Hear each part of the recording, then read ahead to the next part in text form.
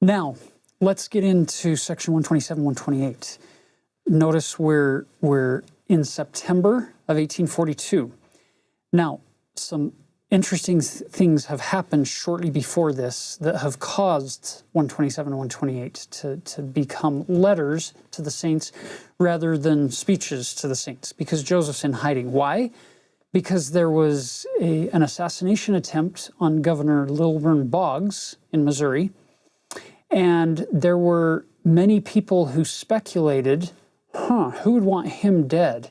Well, clearly Joseph Smith would want him dead, and Orrin Porter Rockwell, Joseph's personal bodyguard, is kind of a colorful character in church history, and so this rumor and this potentiality gets started, even though Joseph hasn't left the state of Illinois, and there are hundreds and even thousands of witnesses that he's there on the week of and the day of and the night of this assassination attempt.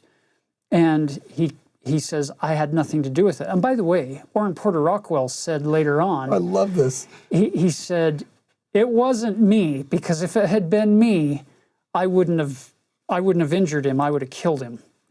Orrin's that confident in his shot. It's just kind of a funny part of that story. That does make me laugh. And we don't mean to be flippant that somebody's life was under threat, even somebody like Governor Boggs, who was still a child of God. Yeah. But it puts Joseph in peril yet again, and there are people who are seeking to extradite him to Missouri, where he'd already been in prison for months. It's not going to go well if he gets put in Missouri. So for the safety of his own life and for the progress of the church, he goes into hiding. Yeah. So Andy Hedges wrote a great article on this whole series of events, because there's a lot going on with the legal issues between the two states, Missouri and Illinois. And for 5 months, basically, Joseph is going to be in hiding and on the run to varying degrees, all over an illegal claim, because under the law, under the U.S. Constitution, for one state to turn over one of its residents to a different state, it means that that resident has to have been in the state and committed the crime and then fled to another state in order for the extradition to be legal. And Joseph was not in Missouri when this happened, and he's willing to show all the evidence, and Missouri doesn't have any proof that he caused this attempt on Governor Boggs' life. And so the whole foundation of the claim is on very, very faulty premises. And it takes about 5 months and a new governor to be put in Illinois, and the district attorney to get involved, to cut through all of the bias and all of the attempts to just get their hands on Joseph and bring him to Jackson County, Missouri, where they can kill him, basically.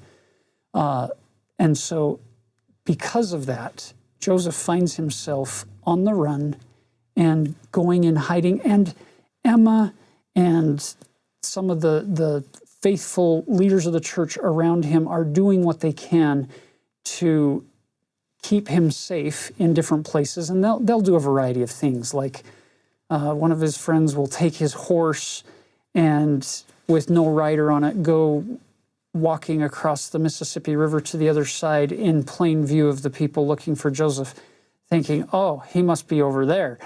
And so they'll go over there, and all along he's been in Nauvoo in a house. And they'll move him around, and they're doing some things to keep these constables off of his track.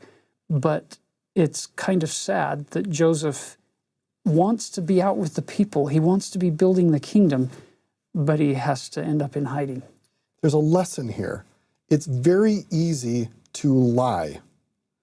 It takes enormous effort to show evidence. It takes a lot of effort. It takes humility. It takes clear-eyed thinking. And I find it really sad that people were more willing to lie and falsify than actually get to the truth and the evidence. And unfortunately, humans are still fallen today, and we still see this today, that people, for their own nefarious purposes, to seek after power and pride, will lie and convince other people to believe lies for their own benefit, for their own empowerment, but not for the good of the people. And instead of slowing down and saying, what's the evidence here for the claim? And it's interesting that God always wants us to be truth seekers. One of the 10 commandments is, thou shalt not lie. And these people in Missouri, who probably claim to be Christians, were breaking one of the cardinal 10 commandments and showing disloyalty to God's covenant. And I think all of us can ask ourselves, Lord, is it I? Lord, am I making sure that when I make claims about anything in the world, I'm doing so with good evidence and good faith, instead of simply making claims that make me feel better or ideologically support an opinion I have, but end up actually detrimentally impacting those around me and perhaps even my society.